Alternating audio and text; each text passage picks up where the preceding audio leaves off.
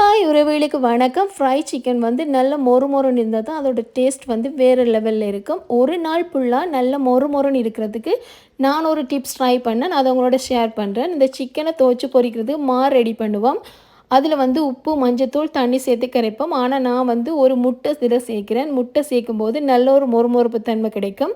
இது கூட முட்டையும் சேர்த்துட்டு கொஞ்சமாக தண்ணி சேர்த்து கட்டிகள் இல்லாமல் நல்லா கலந்து விட்டுடலாம். நல்லா இந்த மாவை கரைச்சி எடுத்துட்டு இப்போ நான் ரெடி பண்ணி வச்சுக்கிற சிக்கனை இந்த மாவுக்குள்ளே போட போகிறேன். மாவுக்குள்ளே போட்டுட்டு நல்லா ஒரு தடவை கலந்து விட போகிறேன்.